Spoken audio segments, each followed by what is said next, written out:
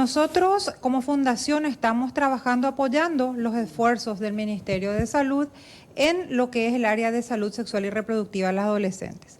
Sí, lamentablemente todavía se mantiene en un rango del 16 al 20% las mamás adolescentes, en un rango de edad de 10 a 19 años, que es lo que la Organización Mundial de la Salud considera adolescentes. Estamos hablando en lo que fue el año pasado de más de 111.000 nacimientos en mamás de 10 a 19 años. ¿Podemos compartir con toda la gente la planilla y cómo prácticamente si podemos mostrar a la cámara y para que claro que sí. Entonces, identifiquemos? Sí. Estamos viendo que en...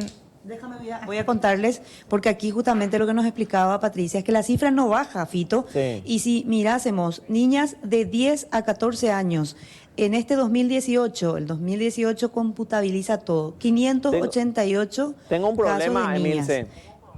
Tengo Sí. un problema porque cuando estamos hablando de niñas es un abuso.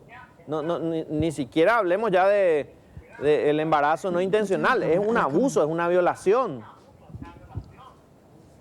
Efectivamente, un caso muy grave, ¿verdad? Porque siempre estamos hablando de niñas, de menores que de 10 a 14 años, y esa es la gran problemática, Patricia. Casos de abuso que prácticamente hechos de violación. Evidentemente, en mamás de 10 a 14 años no podemos ni siquiera hablar de embarazo intencional o no intencional, sin duda se trata de un delito. Pero de todas maneras, los esfuerzos del Ministerio y también del Ministerio de Educación tienen que apuntar mucho a lo que es precisamente la educación de las jóvenes y de la sociedad en general para evitar este tipo de situaciones.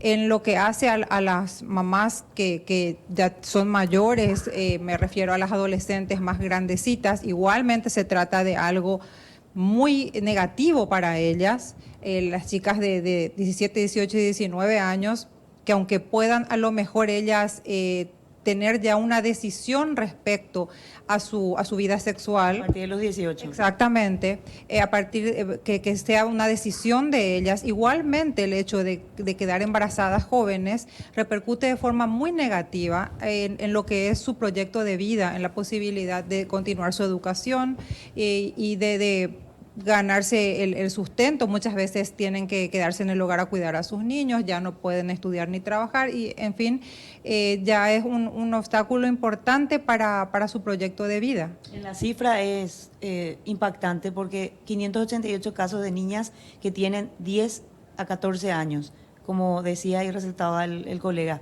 es un delito. ¿Cómo trabajan en esos casos? Nosotros como fundación no trabajamos juntamente con la Fiscalía, no llegamos a ese punto de intervenir en caso por caso. Nosotros más bien como fundación apoyamos ya desde la perspectiva de la atención de esas jovencitas una vez que llegan a los centros de salud. Apoyamos los esfuerzos tanto de la Universidad Nacional en el Hospital de Clínicas como de hospitales públicos de la red del Ministerio, pero sin duda es un caso muy preocupante que la sociedad en su conjunto tiene que atender. Los casos crecientes no bajan, nunca bajan. No bajan, se mantienen en un rango muy preocupante, como decía, en los últimos 10 años, de 16 a 20% de los nacimientos corresponden al rango de edad de las adolescentes. Y eso profundiza otra vez el nivel de, primero, la interrupción de todo el crecimiento que tiene que tener la niña y después el nivel de pobreza, que eso va vinculando. Absolutamente, ya se perpetúa porque esa niña ya ve truncadas sus posibilidades de progresar. Emilce. Correctamente, dejan, está probado que abandonan sus estudios al quedar embarazadas. Está la situación, son cifras reales que están siendo de alguna manera contenidas, pero no bajan y los niveles son preocupantes. Claro. Fito. Y en la experiencia de la fundación o conociendo experiencias de otros países, ¿cuál es la forma más efectiva de prevención de estos embarazos no intencionales? educación y más educación. Lo que sucede es que en nuestro país existen grupos de personas muy conservadoras que muchas veces creen que haciendo ojos ciegos a esta situación, no hablando del tema, no tocando lo que es la educación sexual, la cuestión va a desaparecer como por arte de magia, y no es así. La educación sexual es algo que se tiene que tomar muy en serio, mismo desde la perspectiva de los derechos de las niñas, que ellas tienen que conocer sus derechos, de que no pueden ser víctimas de ningún tipo de abuso. Y eso básicamente es educación a todo nivel. Nuestra sociedad necesita una sacudida en términos de conciencia y educación para que esto se revierta. En otros países, cuando se revirtió, se trató siempre de eso, de educación, porque luego cuando ya la situación sucedió, que la cuestión médica ya es paliativa. ¿Tienen como ejemplo algunos países?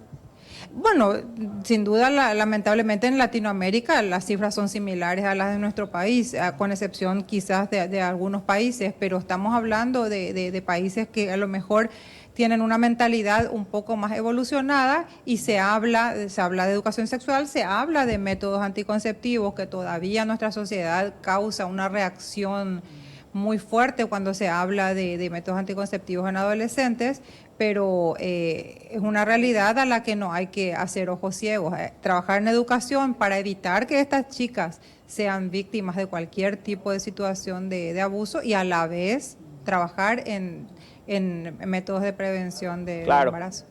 Incluso, Emi, ¿alguna consulta más, Fito? supongamos el caso de chicos, chicas de 18 años que, bueno, ya siguen siendo adolescentes, pero ya llegaron a la mayoría de edad y van a tener una relación consentida mutuamente. Igual allí es muy necesaria la educación y la prevención para evitar estos embarazos no intencionales. Eso es lo que enfatiza Patricia.